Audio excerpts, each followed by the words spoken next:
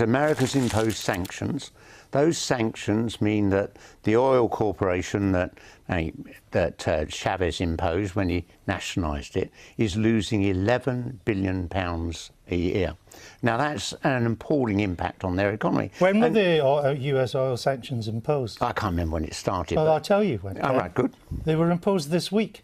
No, that was the latest. No, until then there have been no oil sanctions on Venezuela. Indeed, the United States, until this week, was Venezuela's biggest exporter of oil. The 600,000 barrels of oil a day were exported from Venezuela to America. There have been no oil sanctions. There have been sanctions on Venezuela, just like there have been on Cuba. What else were there? Like there are on Nicaragua, like there are on Iran. And these are illegal under international law. Tell me what... So the Venezuelan economy has shrunk by 50% in 5 years. What US sanctions caused that? Well, in the first place, there was the collapse of the oil price. That was damaging. That's not a sanction. American sanctions then did damage. I don't know. I've been retired pensioner. I haven't got staff. No, you've been saying... No, excuse, this is quite important because as we speak tonight, children in Venezuela are starving to death. So you say it's sanctions. They wouldn't be starving to death. Well, which sanctions? They've had sanctions for years.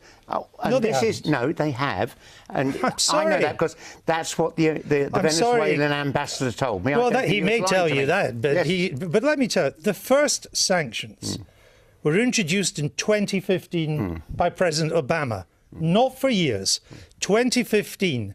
And they were aimed then solely at regime members suspected of corruption and human rights abuses. That was all. Their assets were frozen. That cannot bring down an economy nor create hyperinflation. So I ask you again, what US sanctions have caused this collapse in the economy? American sanctions are illegal under international law. They're illegal, the sanctions against Iran. You're not answering the question. No, the question is what sanctions could have caused this. Sanctions against individual members of the regime who are suspected of corrupt practices and human rights abuses could not cause an economy to collapse by 50%. Well, all I've got is the information I had from the Venezuelan ambassador that the sanctions imposed on the main oil company, publicly owned in Venezuela, is costing their economy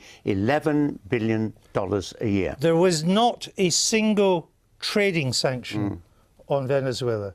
You could export or import anything other than arms.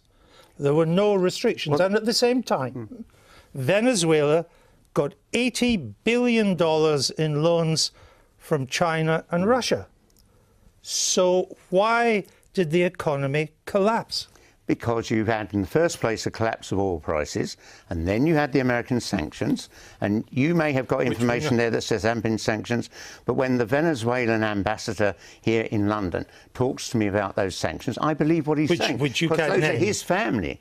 They're people out there, as you said, children are dying of starvation, children are dying because they can't get the medical imports that would have been coming if America hadn't imposed it. And this is nothing But you've not been able to establish any American sanctions until this week. They did introduce oil sanctions this week, but that can't replace the collapse in the economy.